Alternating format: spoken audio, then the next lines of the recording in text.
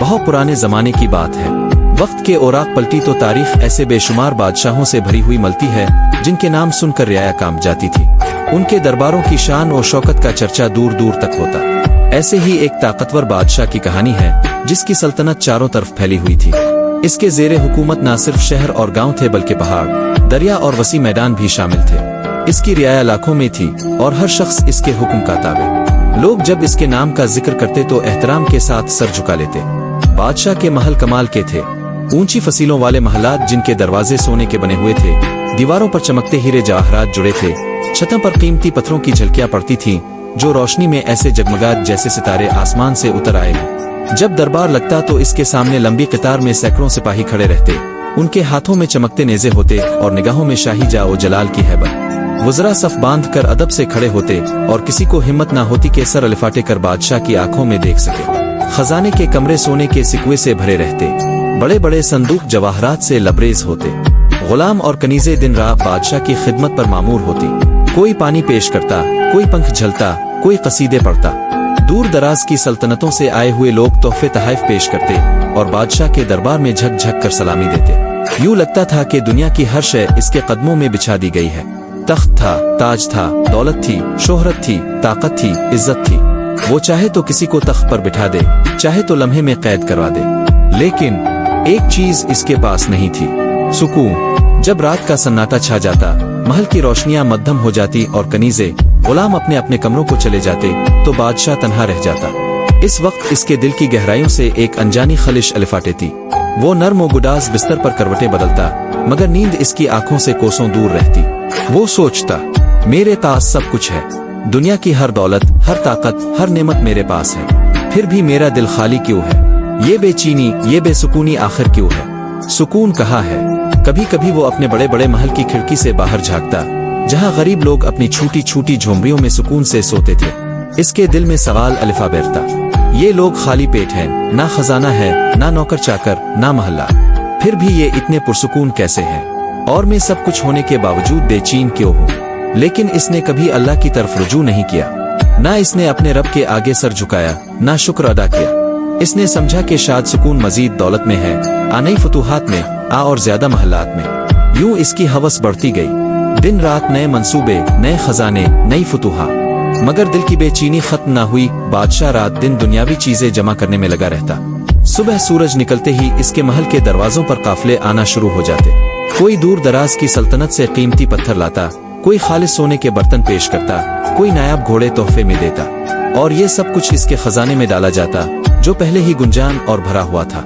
हर रोज नए महलात की तामीर होती, संगमरमर के बड़े बड़े सुतून खड़े किए जाते, छतों पर सोने की पेटियां चढ़ाई जाती और दीवारों में चमकते जवाहरात जेड़ी जाते।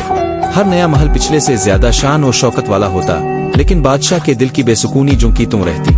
वो ताजरों को हुक्म देता, मेरे लिए सबसे कीमती हीरे लाओ, वो जवाहरात तलाश करो जो किसी के पास ना हो। वो सिपा सालारों को भेजता, मेरे लिए मजीद जमीनें फतेह करो, जहाँ तक सूरज डूबता है वहाँ तक मेरी सल्तनत का परचम लहराना चाहिए। यूं दिन ब दिन इसकी दौलत बढ़ती गई, इसकी ताकत बढ़ती गई, इसका जाओ जलाल आसमान को छूने लगा। लेकिन जैसे जैसे दुनिया बढ़ती गई वैसे वैसे इसके दिल की बेचैनी भी बढ़ती गई। रात को जब तन्हाई छा जाती, महलात की रोशनियों के बीच वो अपने कमरे में अकेला बैठता तो इसके दिल में अजीब सा खला महसूस होता।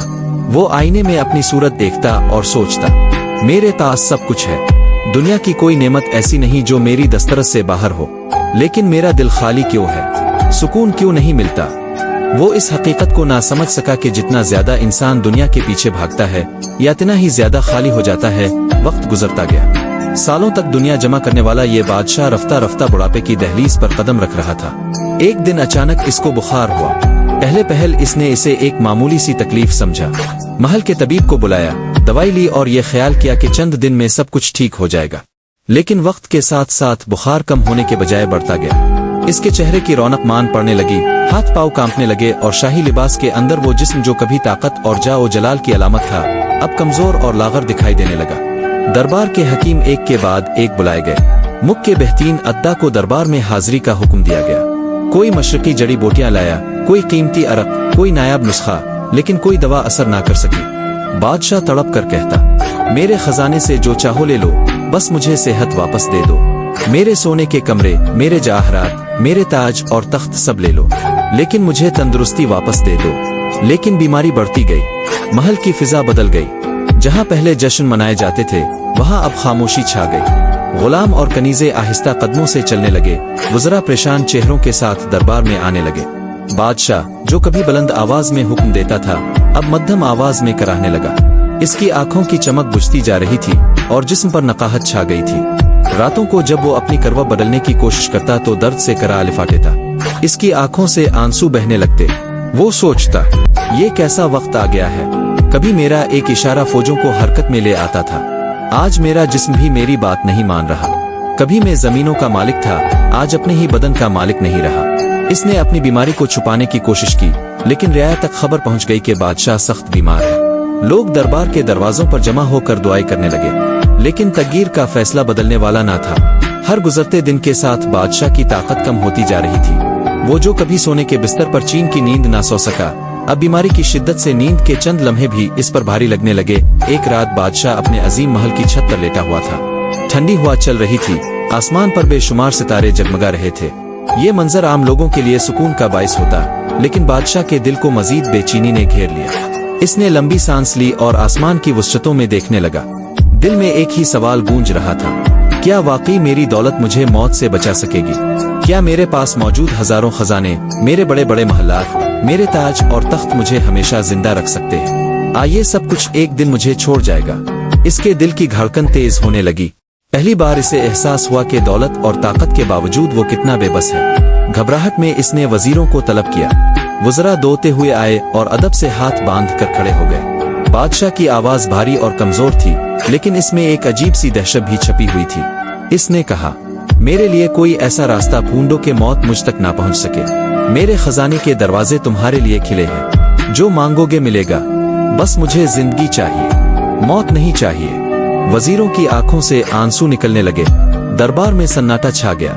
आखिर एक वजीर ने हिम्मत करके कहा, जहां पना, हम सब आपके गुलाम हैं, हम आपकी हर खिदमत बजा लाते हैं, लेकिन मौत से कोई नहीं बच सकता। ना ताकत, ना दौलत, ना ताज, ना तख्त, कुछ भी मौत को नहीं रोक सकता।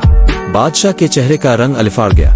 इसने दोबारा सवाल किया, क्या वाकई दुनिया में कोई ऐसी तदबीर नहीं जो मौत को रोक सके?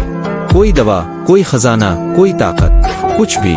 वजीर ने रोते हुए जवाब दिया, जहां पना, ये फैसला किसी खजाने या किसी हकीम के हाथ में नहीं, ये अल्लाह का हुक्म है। कुरान में साफ लिखा है, यानी हर जान को मौत का जायका चखना है। ये सुनकर बादशाह के वजूद तर कपकपी तारी हो गई। इसके जहन में अपने महलात, अपने खजाने, अपनी फौज और अपनी फतूहात की तस्वीरें गर्दिश करने लगे।